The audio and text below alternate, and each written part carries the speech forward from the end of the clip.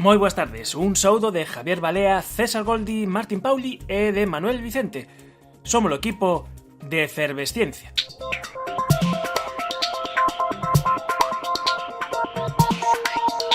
A arte de dirixir consiste en saber cando hai que abandonar a batuta para non molestar a orquestra.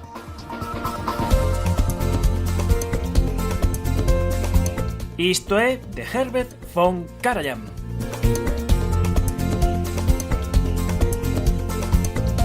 Dise que orquestras como a Filarmónica de Berlín, que Karajan dirixiu durante 35 anos, son tan boas que mesmo poden tocar soas. De feito, para a ciencia non está demasiado claro como os humanos somos quen de manter sincronías de movementos entre varias persoas sen falar entre elas. E un xeito de estudialo é contratar un par de cuartetos de corda e poñelos a tocar corais de Bach ou cuartetos de Mozart, como este.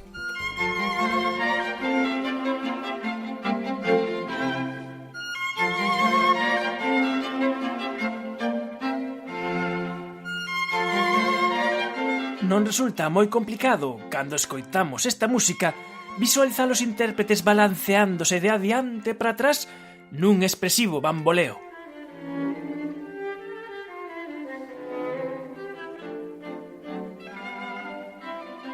E precisamente, para comprobar se este balanceo funcionaba como un xeito de comunicación non verbal, máis que como un simple baile, investigadores canadenses encheron de sensores os intérpretes deste par de cuartetos.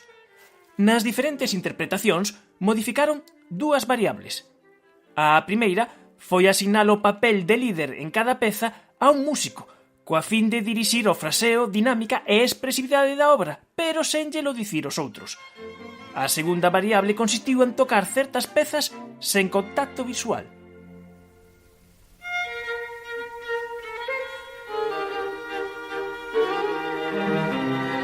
Os resultados desta investigación veñen de ser publicados na revista PNAS. Así, os líderes impuxeron o seu propio balanceo. E aínda máis, os músicos valoraron como mellores precisamente as interpretacións nas que o balanceo estaba mellor sincronizado, que foron nas que se permitiu o contacto visual exactamente.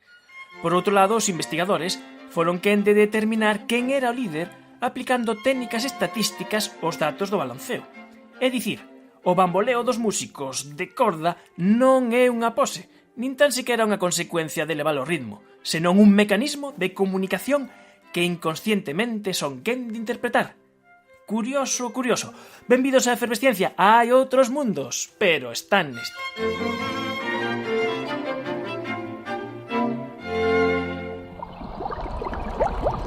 Efervesciencia. Doses de ciencias en contraindicacións. Patrocinado pola FECIT, Fundación Española para a Ciencia e a Tecnoloxía, Ministerio de Economía e Competitividade, unha colaboración da Universidade de Santiago e a Radio Galega. Abrimos a nosa xanela co noso país irmán. Agora sí, Portugal. Agora sim damos a volta a isto. Agora sim há pernas para andar.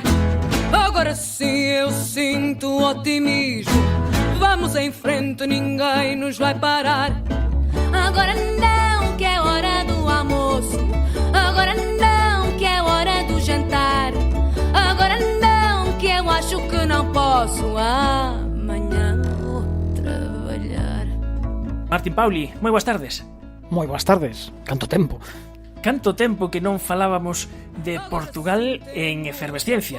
E foi o Martín quen lanzou o anzol, porque mandaches un chío aí en Twitter dicindo os amigos da Concept veñen de publicar un libro sobre escepticismo, que a ver cando falamos dele en Efervesciencia. E dixemos, pois temos que falar xa. Por suposto, casi todas as iniciativas da Concept son sempre moi interesantes, mas a idea de publicar un libro xenérico sobre as pseudociencias que serve case como de enciclopedia práctica, non? De todo o coñecemento anticientífico e como protexerse del, sumamente pertinente, tanto en Portugal como aquí en Galicia, claro, por suposto. E por suposto o libro é igualmente válido ás dúas beiras do Miño, non? Concept, que é a comunidade escéptica portuguesa, comunidade que tivemos o gusto de coñecer alá hai 3 anos en Porto, cando estivemos no SAI con Diana Joao, moi boas tardes. Olá, boa tarde. Olá, boa tarde. Temos aí ao outro lado do teléfono, temos a Diana Barbosa e a Joao Monteiro. Eles son dos autores do libro Non se deixe engañar, un libro editado por Contraponto, que veu estes días a luz tanto en papel como na súa edición digital. É un libro que, de algún xeito, amosa a madurez da Concept. Levades 5 anos de movimento escéptico en Portugal e este libro, coido que significa que as cousas van tomando moita forma. Sí, es verdad. Y el libro sí que es como literalmente poner en el papel lo que ideas y todo lo que hemos estado trabajando este tiempo. Deciros que además de nosotros hay otros 2 autores que son Leonora Abrantes y Marco Filipe, que también hacen parte de Concept desde el principio y bueno, pues un libro a 8 manos. Un libro a 8 mans, Non se deixe engañar, que ademais ten un prólogo de Carlos Fillais e David Marsal, con quen tamén falamos en Efervesciencia, que tamén ten un libro sobre pseudociencias. É verdade, tanto o professor Carlos Fillais como o David Marsal já publicaram vários livros de divulgação de ciência e alguns também sobre ceticismo, embora não fossem só dedicados a este tema. O livro Pseudociência é um ensaio que foi muito importante também para nós. E aqui, neste caso, o que nós propusemos foi escrever um livro muito prático, tipo guia, e agora me dei conta que me he cambiado al portugués. Pero es una guía práctica para alguien para todo el mundo, para quien tenga curiosidad de leerlo y saber un poco más de lo que es el escepticismo y de cómo se puede utilizar todos los días en nuestra vida, en todo el tipo de situaciones, cuando hacemos compra, cuando leemos los periódicos, cuando vemos la tele. No es un libro aburrido ni solo sobre ciencia, es sobre nuestras vidas. Facedes un barrido, eu coido que de todo, desde cousas máis clásicas dentro do mundo do escepticismo a pseudociencias e timos actuais. Un pouquiño, casi non vos queda nada fora. Hemos recortado cositas, porque teníamos aún más temas aquí de por medio, pero al final para hacer un libro no es para hacer un diccionario, ¿no? Y queríamos, pues, en este libro hablar un poco de lo que pasa en Portugal específicamente, ¿no? Entonces, con el tema de las pseudoterapias, por ejemplo, solo hablamos de aquellas que están en la ley portuguesa, porque hay un montón, ¿no? Entonces solo nos quedamos con esas 6. Porque hai que explicar unha cousa. En Portugal hai unha cousa que chama a atención, que hai unha legislación para as terapias alternativas, hai unha regulamentación. Sí. ¿Cómo se pode regular eso? Lo intentaré explicar. Es difícil de explicar. Por una parte, sí que sería bueno que se regulase de alguna forma esas actividades, ¿no? Lo que pasa es que lo han regulamentado de una manera que las legitima, porque le dan poder a los pseudoterapeutas de hacer diagnósticos médicos. Y encima dicen que para que sean terapeutas de ese tipo tienen que tener un grado superior, tienen que ir a la universidad. Entonces ahora tienes las universidades creando cursos, creando carreras de homeopatía y de quiropraxia y de todas esas tonterías para nosotros. Entonces ha tenido un efecto perverso, ¿no? En vez de restringir su actividad, la ha legitimado. Y después de tener esa regulamentación, pues ahora están dando el pasito siguiente. El pasito siguiente ha sido, pues nosotros, ahora que somos profesionales de salud, también queremos tener los mismos beneficios fiscales que los médicos. Y lo han logrado. Supongo yo que el pasito siguiente será, bueno, ahora que somos profesionales de salud y somos considerados tal y cual los médicos en beneficios fiscales, pues también queremos estar en el Sistema Nacional de Salud. Eso es lo que yo más temo, es que pueda haber la posibilidad que el Estado portugués empiece a pagar por este tipo de timo. E hai debate na sociedade portuguesa sobre o que significa dar esta carta de natureza a todas estas pseudociencias e darlles un amparo legal no que medrar. Yo creo que la gente no sabe de todo lo que implica estas prácticas, ¿no? Lo ven como algo, no, es que solo tomar unas hierbas y eso es bueno, es como hacían nuestros abuelos, o con el rollo de la acupuntura, la gente se lo cree mucho, incluso con la homeopatía, que lo confunden con medicina herbal. Esto pasa moito aquí tamén, sí. Hay mucho trabajo que hacer de esclarecer, de educar, de hacer mucha pedagogía para hacer ver a la gente que esto no es lo mismo que tomarse unos tés y unas pastillas de plantas. Esto es mucho más que eso. Esta regulamentação tem consequências. A Diana explicou que a regulamentação trouxe, infelizmente, legitimação, e as consequências dessa legitimação é que esses terapeutas propagam as suas ideias, e uma das ideias nocivas que é propagada pelos naturopatas, por exemplo, é a antivacinação, que nós também mencionamos no nosso livro, os anti-vax. E tivemos um caso bastante recente em Portugal de uma rapariga jovem, que acabou por morrer, por falecer, derivado do sarampo. Uma doença que estava erradicada em Portugal e que voltou este ano e acabou por causar muitas pessoas doentes e uma morte, uma fatalidade no final. Isto são as consequências negativas desta regulamentação, a meu ver. E também da aplicação do recurso a estas terapêuticas, a estas terápias medicinais. O sarampelo que desgrazadamente está a resurdir, que está a voltar, e que, como ben di Joao, é un claro exemplo de que todas estas cousas non son meras anécdotas, non son cousas de pouca importancia, senón que conforman un caldo de cultivo para que pasen sucesos tan graves como estos, que poden afectar non só a saúde da xente, senón que pode haber vítimas polo resurdimento, non sei, das pseudociencias. Martín. Un feito moi interesante, me parece a min, é a idea de que moitas destas pseudociencias se propagan e se contaxian con moita rapidez entre uns países e outros, non? O libro voso está moi centrado en Portugal, mas todo o que decides, tamén, por exemplo, este medo que nos pon agora o crecemento dos movementos antivacinas, pois tamén é perfectamente extrapolable a España e a outros países de Europa, non? De alguma maneira, as pseudociencias e todos os timos e fraudes que critican as comunidades escépticas forman como unha especie de anticultura, non? Que se vai propagando por todo o mundo e agora a través das redes de internet a velocidade de vertixe, non?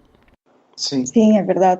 Y el tema de los antivacunas, cuando empezamos con CEP hace 5 años, como bien dijiste, la gente nos decía, bueno, eso en Portugal no es un problema, la gente aquí está vacunada, tenemos unos niveles muy elevados y afortunadamente no tenemos ese problema. Lo que pasa es que el mundo es global, ¿no? Y con la internet todo está conectado y la gente lee cosas de todos los países y las ideas se propagan muy rápidamente y desafortunadamente el movimiento antivacunas también está ganando peso en Portugal y aún es un movimiento pequeño y bien, pero eso no quiere decir que no vaya a crecer y que no tenga los resultados que se ha visto en otros países con muchos casos de enfermedades serias. Nosotros aquí también hablamos del niño que falleció en Cataluña, ¿no? De difteria. Es que son casos trágicos, son niños, son bebés que mueren por desinformación, ¿no? Porque sus padres fueron engañados. Hai un caso moi recente en Italia, non coas vacinas, senón co tratamento homeopático, non? Un neno que morreu en Italia cun caso de otite, que tería un tratamento convencional máis ou menos sinxelo, e que pola renuncia ao tratamento convencional e a entrega aos tratamentos homeopáticos, pues acabou conducindo a unha morte tráxica, non? Verdad. Sí. Esto es trágico, es tremendo. A verdade é que son tragedias que nun mundo hiperconectado, como decía o Martín, no que temos a información disponible, sorprenden ou de algún xeito non chegamos a comprender. De aí a importancia de obras como esta, como este Non se deixe engañar. Eu coido que un dos méritos que ten o libro e que é moi honesto. E, por exemplo, tamén recoñece casos que se dan no mundo da ciencia onde non se fixeron ben as cousas, por exemplo, o caso do Tamiflu ou moitos casos nos que a ciencia que está feita por persoas non funciona eficientemente, pero argumenta moi ben, coido, que é unha das partes honestas e moi importantes do libro, de dicir, o feito de que haxa cousas no mundo da ciencia que estén suxeitas, por exemplo, a múltiples intereses e que non funcionen como sexa desexable, non implica que, por exemplo, que te tomes unha homeopatía e vai a funcionar. Son planos totalmente diferentes. Unha cousa non está relacionada coa outra. E saber razonar, argumentar, ter ese pensamento crítico, eu coido que é dos valores que están aí detrás do libro. Sim, houve essa preocupação quando escrevemos o livro, por um lado, foi desmistificar certos conceitos, foi também esclarecer alguns assuntos, algumas concepções erradas que existem na sociedade sobre diversos temas, mas houve também essa preocupação, como vocês referiram, de mostrar que também na ciência há falhas, há erros. O que nós dizemos é que há ciência bem feita, e é essa que devemos seguir. Depois há coisas que não são ciência, mas que tentam passar por ciência, como é a pseudociência, e depois que há ciência mal feita, e que alertamos, explicamos às pessoas, que os próprios cientistas combatem isso. Nós não combatemos só as pseudociências, nós tentamos combater também a ciência que é mal feita, que tem erros, podem ser erros estatísticos, erros metodológicos, de metodologia, e que tentamos combater e corrigir isso no dia-a-dia da vida dos cientistas. E, portanto, sim, tentamos ter essa preocupação de ter alguma honestidade para com o leitor, e não dizer apenas nós somos muito bons, nós é que estamos corretos. Não, porque a realidade não é a preto e branco. Há várias nuances pelo meio, tem muitas cores pelo meio. E coido que outro mérito tamén é que está moi actualizado, porque falades dos problemas grandes da ciencia que hai, como poden ser as revistas depredadoras, pero tamén cando falades dos transxénicos, falades tamén do CRISPR, que a última revolución que está chamada a cambiar un cento de cousas que aquí non nos cansamos de contar, e coido que todos estes ingredientes fan moi atractivo este Non se deixe engañar, que teñen a xente de Concept, que se pode, e coido que o xito máis fácil de chegar ao libro é visitar a vosa página web de Concept, e logo desde aí pois se pode mesmo mercar unha edición digital. Estivemos a conversar cos amigos da Concept, da comunidade escéptica portuguesa, con Diana Barbosa e con João Monteiro. Moitísimas grazas por atender a chamada de Efervesciencia. Muito obrigada. Gracias. E con Martín habemos seguir un anaco máis. Ai que noite de luiña, ai que noite de luare, ai que noite de luiña. E seguimos con Martín porque nos vai a axudar a anunciar a nosa vindeira noite efervescente. Imos ver no telescopio que lindas son as estrelas, azuis ou brancas, tamén vermellas.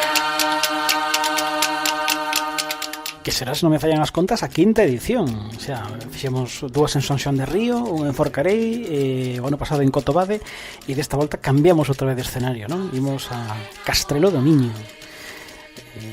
Será o próximo venres 30 de xuño. Despedimos a tempada e o mes, pois como sempre, demostrando que a astronomía está aberta para todos, é unha ciencia para todos, e que o ceo é para todas as persoas que queren interesarse por el e curiosar por el.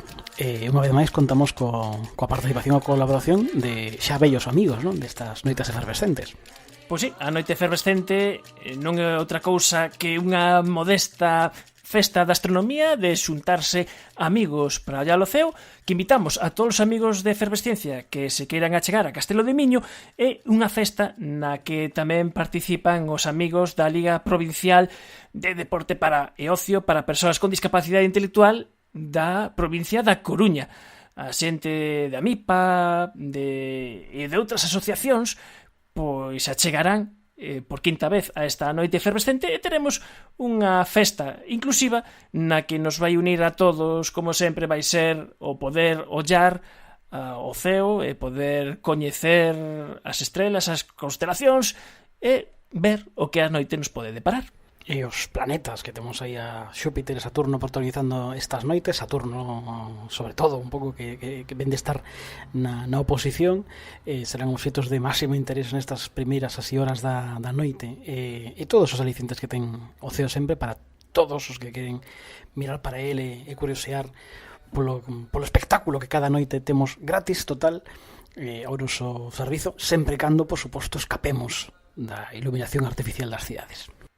E alá andaremos na esplanada do Náutico de Castrelo de Miño, e ali nos veremos, e ali teremos pois tamén o noso equipo portátil, e tamén faremos a última guía do ceo, na que repasaremos, como sempre, todo este ceo de verán, eses consellos que nunca están de máis para botar partido a observación entre amigos dos nosos ceos. Dentro de 5 días nos encontramos en Castrelo do Miño, tamén coa compañía e coa colaboración, unha vez máis tamén, de Dosi Veiga, non?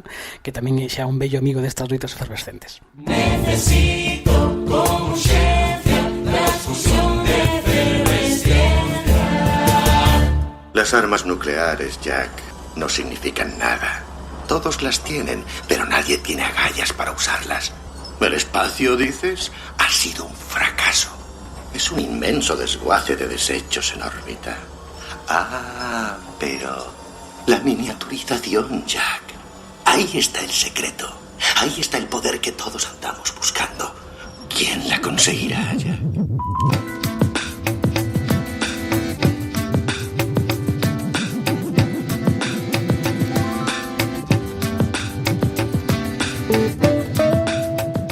Pro tempo da conversa, acompáñanos esta tarde nos nosos estudios Diego Peña, que é profesor de Química Orgánica na Universidade de Santiago e investigador do CICUS, o Centro Singular de Investigación en Química Biolóxica e Materiais Moleculares. Moi boas tardes, Diego. Hola, boas tardes, Manuel. Cando falamos do espazo, temos o problema de que nos perdemos nas dimensións, na enormidade do noso universo. Eso cando vamos para arriba, pero cando vamos para abaixo, chegades os químicos e nos falades de moléculas, tamén nos perdemos para abaixo e non sabemos de que escalas estamos a contar, porque cando a un químico falades, estamos coas nosas moléculas, como canto de pequenas son. Pois sí, son bastante pequenas, son a millonésima parte dun milímetro. Para que te des conta das dimensións, algo que é 1000 veces máis pequeno que o ser humano sería unha pulga, non? Agora, se pensas algo 1000 veces máis pequeno que unha pulga, te encontras con unha célula, unha bacteria, non? Que é moi pequeno, é difícil traballar con elas. Bueno, pois agora as moléculas son 1000 veces máis pequenas que as células, así que te podes imaginar o difícil que é traballar con elas e convencelas para que fagan algo positivo pola humanidade, non?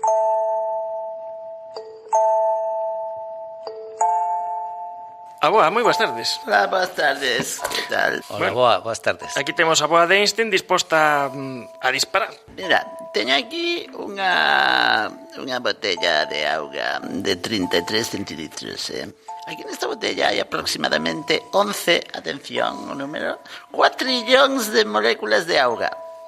4 trillóns. Non está mal. A ver se me explico ben. Un 11 seguido de 24 cerros. Conte. No, poderíamos, falando de contar, poderíamos estar contando 1 millón de números por segundo. 1 millón de números por segundo desde o Big Bang ata agora e non chegarás nunca a esta cifra.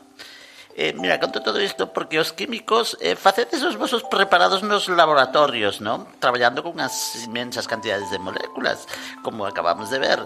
Como facedes para que reaccionen todas como queredes que o fagan? Non hai moléculas insumisas que fan o que lles peta? Efectivamente, é unha boa pregunta. Levamos 2 séculos intentando convencer as moléculas para que se ensamblen da forma que queremos que se ensamblen.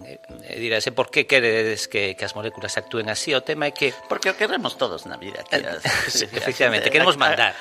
Claro. Queremos mandar. Por que non mandarlle as moléculas? Que as cousas hagan como nos queremos. As dibujamos nun papeliño esta reacción A máis B igual a C. E xa está, misturamos e que salga eso, ¿no? Sí, pero neste caso hai algo tamén moi importante, que dependendo da estrutura das moléculas, de cal é a forma, cal é a composición, temos unha propiedade ou temos outra, ¿no? Entón podemos ter se sae ben as cousas, un fármaco e curar unha enfermidade, ou se salen mal podemos ter un tóxico, unha sustancia que non queremos e que é un contaminante. Por iso é tan importante que sepamos convencer as moléculas a ensamblarse como queremos, non?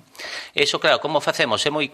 Porque normalmente a xente ten a imaxe dun laboratorio, non? Con matraces, con retortas, destiladores.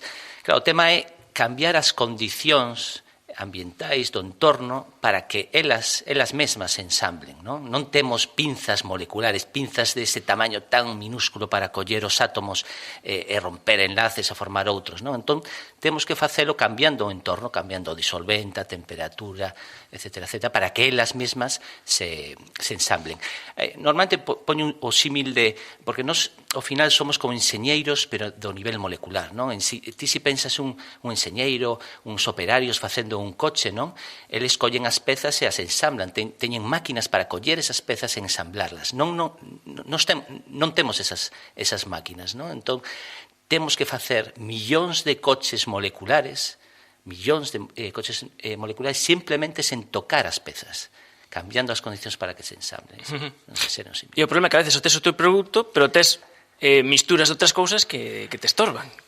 Efectivamente, eso é outro mundo, purificar os compostos, non? Hai unha serie de técnicas, xa digo, levamos 2 séculos, centos de miles de químicos traballando en eso, porque a veces é traballar a cegas, entón temos algunhas técnicas para saber que é o que temos aí. En xeral son técnicas que o que nos di é a media, ¿no? Porque como son millóns de moléculas, normalmente non facemos unha, entón temos que ver máis ou menos cal é a media, que pasou aí, xa te digo, un mundo apasionante, sí. E así é como funciona a química de toda a vida, misturando cantidades máis ou menos grandes, máis ou menos pequenas de sustancias para obter outras as desexadas, e se non se obteñen, pois purificar, traballando con cantidades inmensas que non podemos contar de moléculas. Pero a revolución en a que está involucrado Diego Peña é molécula a molécula. E se hai un par de semanas falábamos con David Posada, que facían filoxenómica do cancro, e decían, en vez de facer o xenoma dun cancro xeral, collamos só unha célula do tumor e collemos varias mostras, vos a nivel molecular queredes facer algo semellante, queredes traballar cunha única molécula. Eso como se consigue? Porque parece bastante complicado. Pois sí, eso é un tema que eu creo que vai revolucionar a química. É un traballo que facemos en colaboración con físicos de superficie. Hai os pioneiros no tema, a xente de IBM en Zurich, en Suiza. Eles traballan con un tipo de microscopía que se chama microscopía de barrido por sonda. Básicamente, as siglas son AFM, STM. Básicamente, o que se emprega nesta técnica é se colle unha punta moi fina e se acerca a unha superficie, sen chegar a tocala, e se fan barridos, vale? Entón, ao facer eses barridos, se pode saber como é a estructura desa superficie a un nivel atómico. Eso se leva facendo dende os anos 80, é unha técnica moi empregada en ciencia de superficie. Agora, esta xente o que fixo hai uns anos é colocar unha única molécula de monóxido de carbono na punta dese microscopio. E con eso teñen unha sensibilidade brutal e consiguen ver as moléculas, tocar, sentir as moléculas, como se fose un lector de braille. Isto creo que non só importante porque agora nos permite ter un microscopio que ve moléculas, o sea, ti estudiaste química como eu, se me di cando estaba estudiando química que íbamos a ter un microscopio para ver moléculas. Claro, es que se alguén di un microscopio para ver moléculas, di, esta persona é inculta. Totalmente, efectivamente. Ata agora, eso era unha barbaridade, o sea, é dicir, ti podes con un microscopio ver unha célula, non ver algo que 1000 veces máis pequenos que unha célula, pero agora sí. Agora, con este tipo de microscopio que como braille, podemos sentir as moléculas. Realmente o que vemos é a envolvente das moléculas, ¿no? Como están eses átomos ensamblados. Pero eso é unha información tremenda, porque imagínate, os avances que tivemos moitísimos avances que tivemos en saúde, para ver as células, Ramón y Cajal para ver as neuronas, se basaba en la técnica que tiñan para ver as neuronas, por exemplo, ¿no? Como interaccionaban. Agora temos unha técnica que nos permite ver moléculas, é como abrir unha ventana ao mundo molecular. Entón, os avances que vamos a ver nos próximos anos en química, en nanotecnoloxía, gracias a esta técnica van a ser pues, tremendos, van a ser apasionantes. Ti, precisamente, contactaches coa xente esta de IBM porque viches un Science e dixeches, Sí. aquí hai algo interesante, aquí hai que contactar con esta xente, conta esa historia. Bueno, eses son eses días que quedan no teu recordo, ¿no? Para sempre. Simplemente, bueno, eu como te decía, o grupo traballa en moléculas planas, moléculas hidrocarburos que se empregan como semiconductores orgánicos para outro tipo de aplicacións como transistores, OLEDs, OFEDs, cousas así. E, bueno, buscando información encontrei, atopei que uns físicos publicaran na portada do Science, que é unha das revistas científicas máis importantes que hai en ciencia, publicaran pues, unha imaxen dunha molécula pentaceno, que ten unha molécula que está formada por carbono e hidróxeno e ten cinco anéis hexagonais de carbono, ¿no? E tiña unha resolución brutal, o sea, era exactamente a molécula, a imaxe era exactamente como os químicos queríamos que tiña que ser esa Claro, molécula. porque unha cousa que durante décadas os químicos pintedes esas moléculas nos encerados, nas libretas, e outra cousa que realmente sexan así. Realmente, efectivamente, o sea, en este caso era exactamente como os químicos pensábamos que era, ¿no? Entón, bueno, pues despois de estar media hora absorto vendo a imaxe, o sea, sen facer nada, entón, pues lanceime a escribirlle un correo electrónico ao investigador principal, ¿no? A Leo Gross, que traballa en Zurich. Bueno, tardou 4 meses en contestar, tardou bastante tempo. Eu lle decía, bueno, nós temos moléculas deste tipo, podemos colaborar, podemos proporcionar moléculas e resolver problemas químicos, porque, repito, son físicos, entón, claro, eles intentan resolver problemas físicos, pero eu creo que esa técnica... Na casa do Ferreiro Coitelo de Pau, traballan ca velocidade da luz, pero tardan 4 meses en contestar. Tardaron bastante, pero logo a contestación foi boa, o sea, demostrou que pensara bastante a resposta, non? Porque efectivamente lle interesou e comenzamos unha colaboración extremadamente fructífera, non? Tamén chegamos a publicar algún paper en Science na portada, en outras revistas, donde o que buscamos é resolver problemas químicos. Claro, agora temos unha técnica que pode contestar preguntas que antes non podíamos, ver moléculas que nadie vira antes, que alguén en algún momento propuso, pero non había demostración, o facer reaccións dunha única molécula, romper enlaces únicos, ese tipo de cousas. Mira, eu sempre que me imagino a físicos traballando con químicos, claro que eu coñezo moito a Manuel e sempre hai como unha eterna pulla entre químicos e físicos. Mira así nas películas estas, non sei, imagínate xuntar a traballar xuntos a homes lobo e vampiros, por exemplo. Lío seguro, non? E mira, facedes así, como se disto, pandillitas, non? Entón están os físicos e cando chegades os químicos din, ui, mira, aí veñen os alquimistas, vos lle decides a eles, mira, aí veñen os lunáticos. Pois igual sí, igual inconscientemente. Anda.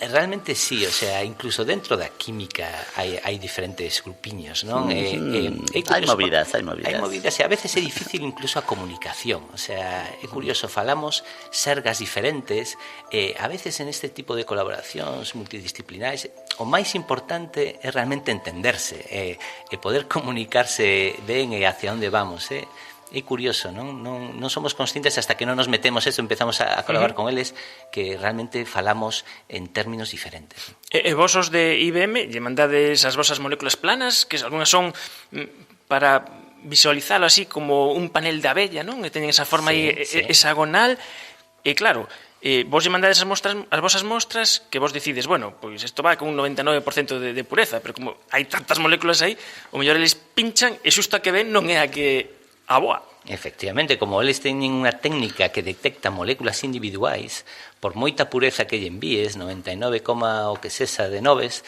sempre encontran moléculas diferentes, ¿no? A veces é un pouco embarazoso, ¿no? Ao principio especialmente, ¿no? As primeiras moléculas que lle enviábamos nos decían, sí, están as moléculas que ti dis que preparaches no laboratorio, ¿no? Recordade que nos preparamos no laboratorio as moléculas como se ven facendo nos últimos séculos, é dicir, hai cos matraces e tal, e temos técnicas para purificar. E canto uns miligramos mandades? Sí, eso son cantidades mínimas de 1 miligramo, 2 miligramos como moito.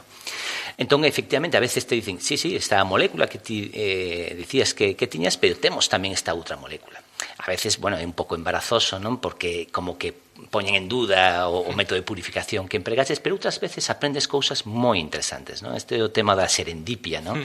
Que a veces o máis interesante non é o que realmente estabas buscando, senón as cousas que aparecen polo camiño. Efectivamente, saen cosas moi interesantes de por que esta molécula está aí, como se preparou, como se sintetizou. Empezas a darlle voltas e consigues sacar cousas bastante interesantes. E como consiguen pescar só unha? No, realmente, eles o que fan é depositar en superficie por unha técnica que é sublimación a ultra alto vacío, depositan miles de moléculas, e o que fan é ir saltando dunha a outra, non? Isto o fan a temperaturas moi baixas, a menos 270 grados, porque senón as moléculas estarían movéndose, non? Entón, eles, claro, necesitan temperaturas moi baixas, ningunha vibración, por suposto, e o que van facendo é ir saltando dunha molécula a outra e conseguindo as boas resolucións para ver se esa molécula interesa, se lle vamos a facer algo a esta molécula ou non, darle, digo, un chupinazo, non? Darlle enerxía para ver por onde rompe, por onde non rompe. No quisiera pecar de curioso, pero eso de CNDF sin duda debe de tener algún significado. Secreto, por supuesto. ¿Podría descifrármelo? Se lee al revés. Fuerzas disuasivas en miniatura combinadas. ¿Y eso qué es? Podemos reducirlo todo al tamaño que deseemos. Personas, barcos, tanques, aviones. Si el otro bando llega a poseer una cosa así. La posee, pero ambos tenemos un problema. La falta de control. A falta de control. Xa dicía Anuncio que a potencia sen control non vale de nada. Estamos abrindo un novo mundo, non? Sin duda. O sea, eu creo que esta técnica, vai solucionar temas básicos en química, pero ademais eu creo que va a ser empregada no mundo da fabricación de máquinas moleculares, non? O premio Nobel do ano pasado, do 2016, sabedes, do química, foi para uns investigadores que traballaban neso, en fabricar máquinas moleculares, as máquinas que coñecemos no mundo macroscópico, leválo a un tamaño minúsculo, non?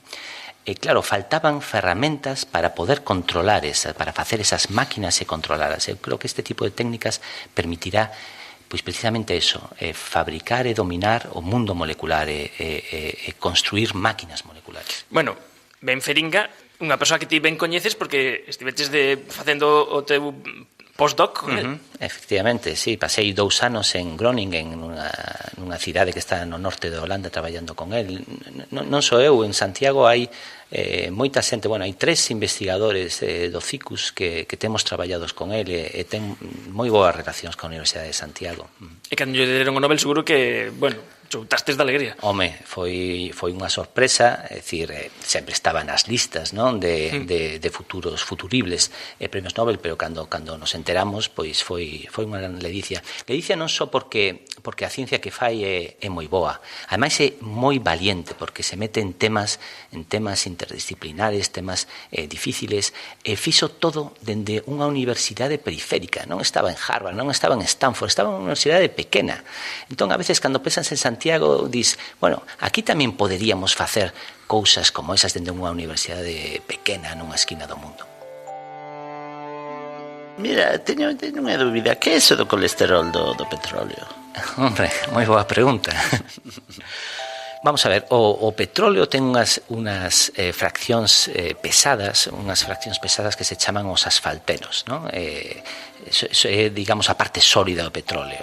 Cando ti sacas as gasoliñas, que é a parte máis valiosa do petróleo, o que te queda, ese chapapote que te queda, non? Basicamente son estos asfaltenos. E son un problema primeiro porque non ten tanta utilidade, non? As petroleiras non lle interesa moito estas fraccións, non saben que facer con elas, pero ademais porque esas precipitan nas refinerías e taponan o que son as tuberías, as taponan, entón a refinería hai que parala para limpiar eso. Entón, o que facemos con alguna xente de superficie, especialmente con IBM, é caracterizar esas fraccións. Esas moléculas non se sabe moi ben como é a súa estructura. Porque é unha mistura increíble de todo. É unha mistura increíble, se sabe que ten unha parte plana, pero na periferia ten grupos que non son planos. Pero é o famoso chapapote que... Tal cual, é o famoso chapapote, sí. Vale.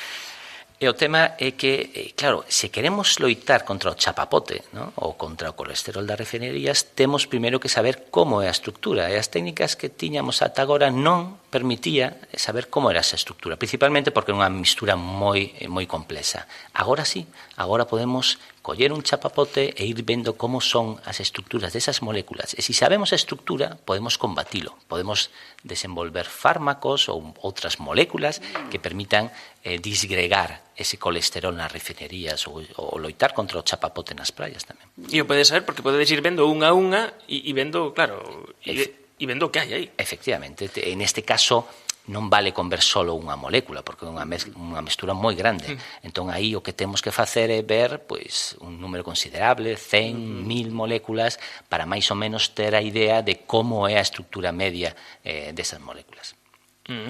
E outra das sustancias das que agora xa moita xente ten oído falar é o grafeno, que é unha das apostas estratégicas da Unión Europea. Este material prácticamente milagreiro que é unha capa continua de unha rede de átomos de carbono que levou un premio Nobel, pois, non hai moito. De feito, foi un descubrimento de unha xente que os venres se dedicaban a facer, vamos a facer tolerías os venres e as comunicamos e, bueno, que pasaría se collemos un celo, un lápiz, tiramos e miramos que hai aí, non? Este é a orixes do grafeno. Sí, foi un descubrimento moi curioso. Outro exemplo de serendipia, eles estaban buscando algo diferente, un transistor feito con grafito, e de pronto encontraron con unha monocapa, o sea, con unha capa de un único átomo de espesor, ¿no? Que eso é o grafeno. Crían que eso non podía existir, ¿no? Os libros, a teoría, decía que eso non debería de existir, pero existía, o demostraron.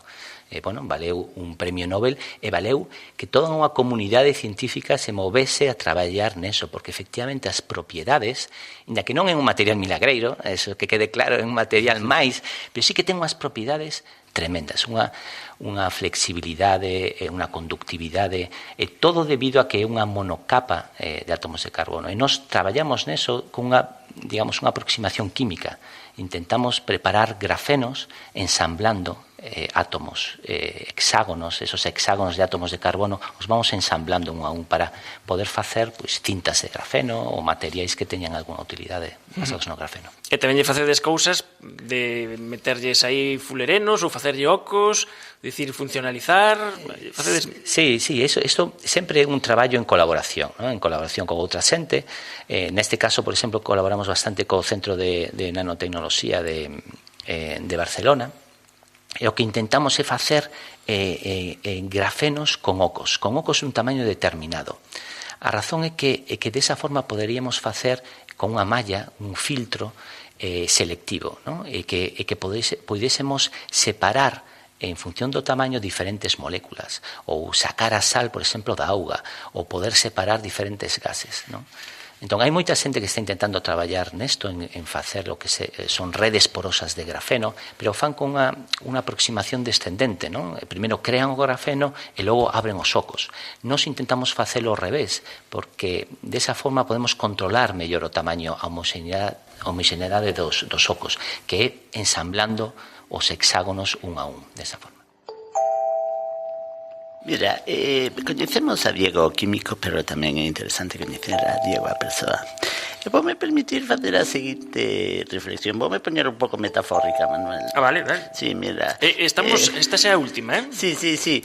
Eu o microscopio ese de forza atómica, ese que teñen os de IBM, eu o vexo a ver que che parece, Diego, como un trapecista de circo do que pendura un segundo trapecista que está boca abaixo e cos ollos tapados e que leva na man unha pluma coa que apalpa unha caixa de ovos para ver cantos hai. Que te parece a metáfora? Me parece moi boa, vamos, é brutal. É tal cual. Sí. É que un paxariño contoume que ti tes... que te pasa a ti co circo? Co circo? Co circo do sol. Bueno, hai que ter cuidado co que se di. Isto foi aí. Es que internet, todo o que sai en internet sí, é queda moi peligroso. Queda para sempre. Bueno, isto foi no famoso debate de que facer coa cidade da cultura, seguro que os lembrades, non? que todo o mundo propoñía algo, e eu me lancei a propoñer algo, porque nese momento leín que o xerente do Circo do Sol estaba buscando unha sede permanente para o Circo do Sol en España, non? E dixen, bueno, que mellor que ofrecerlle a Cidade de Cultura, imagínate o que movería en turismo, se xa temos bastante turismo en Santiago, imagínate que movería el ter o Circo do Sol, a sede permanente do Circo do Sol en Europa, creo que era en Europa. Home, hai onde dar chimpos allí, Sí. Trapecistas por enriba da lagoa esta que... Bueno, lanzamos esa idea. Bueno, es que esa lagoa hai que facer algo con ela, Dende aquí o que pido... Uns cocodrilos, algo así, non? Bueno, abrimos concurso de ideas en Efervesciencia. Un zoo, eu montaría un zoo. Na Cidade da Cultura. Pois estivemos a falar de química, estivemos a falar de como os químicos agora son quen de ver moléculas unha a unha cousa que pode parecer así, os matemáticos dirían trivial, pero non é. Tecnolóxicamente moi complexo e consiguen ver cousas que estaban nos libros intermedios de reacción que dicimos, isto debe pasar por aquí, pero non o sabíamos, e agora o ven, consiguen ter esa foto. E para a xente que estudia químico é como un pouco a emoción de que todas as teorías, todo o que están nos encerados, nos cadernos, é real. Ver a densidade electrónica das moléculas, eses diagramas que se estudian na carreira de toda a vida, ver que realmente son así, son reais, e a natureza é como nos pensábamos que era. É unha chega fascinante, que non sabemos, como todas estas cousas, sabemos onde empezan, pero non sabemos onde van a dar, pero sí temos a sorte de poder conversar cos protagonistas desta revolución. Estivemos a falar esta tarde con Diego Peña, que é profesor de Química Orgánica da Universidade de Santiago e investigador do CICOS. Moitísimas grazas por achegarte os nosos estudos. Nada, un placer, gracias a vos.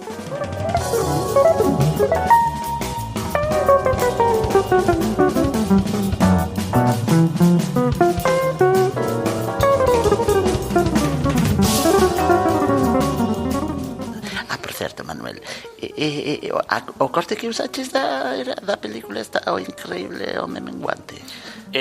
Non, era Viaxe Alucinante. Non sei se a coñeces, Diego. Sí, está en unha historia, bueno, hai uns libros de Isaac Asimov sobre isto, pero é unha historia curiosa porque primeiro foi a película e despois encargaronlle a Isaac Asimov facer o libro. O sea, que non é un libro basado... Non foi ao revés. Realmente o primeiro... Se dicía aquí lo de, mira, o libro é peor que a película, como se dice. Neste caso Asimov non quedou nada contento co libro, porque encargaron que o fixese como a película, non lle gustou e ao cabo do tempo sacou a segunda versión do libro, realmente facendo como él creía que había que facelo. Viaxe Alucinante. Viaxe Alucinante, wow. Aquí tienen el cerebro de Beneš. El hematoma está aquí. Es imposible alcanzarlo sin dañar el tejido circundante. La única forma de llegar a él es a través del sistema arterial. La primera fase consiste en reducir un submarino con su tripulación y equipo quirúrgico e inyectarlo en la arteria carótida. ¿Qué dimensiones ha de tener? Las de un microbio. Test 37 de resistencia do cristal laminado XRTG do novo tren de alta velocidade ao impacto accidental de aves mediante simulación dinámica de lanzamento de galliformes con canón. Resultado catastrófico. O paxaro rompe o parabrisas e destrue a asento do conductor. Aquí falla algo. Non sei o que.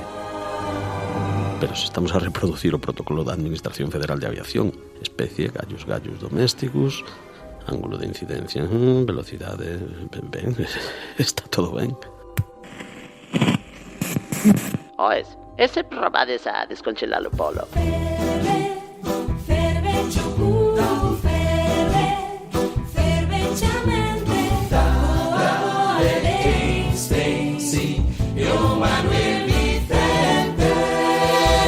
Efervesciencia, domingos ás 3 da tarde na Radio Galega.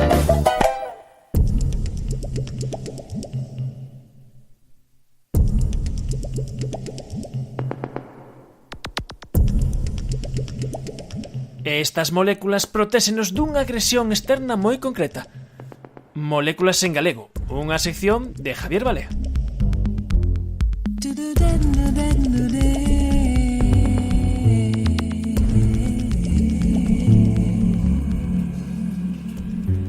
Esta semana comezou o verán e con el o aumento de horas de exposición ao sol, polo que hoxe falaremos sobre a súa radiación e a protección contra esta.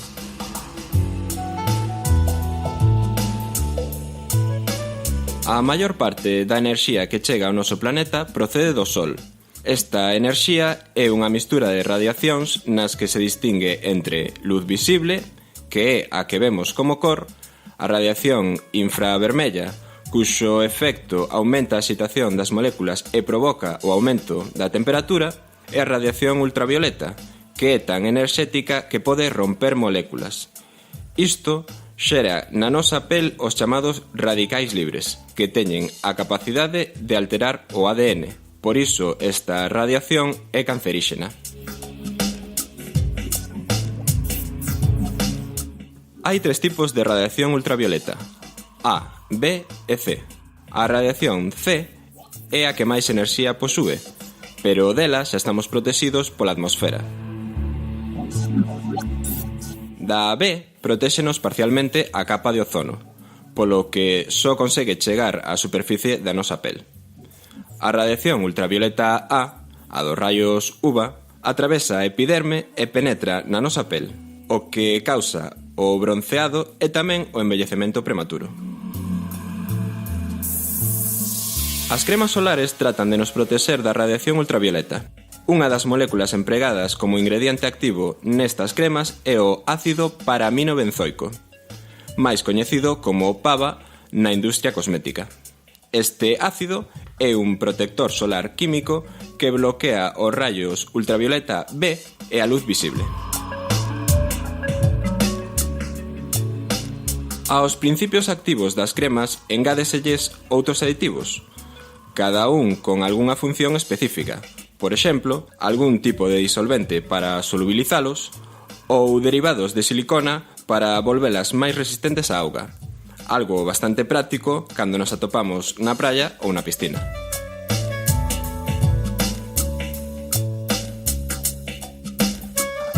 E ata aquí a sección de hoxe. Lembrade que se queredes máis información sobre moléculas na nosa lingua, atopámonos en Facebook en Moléculas en Galego e no Twitter en @moléculas_gal. Un saúdo e ata vindeira semana.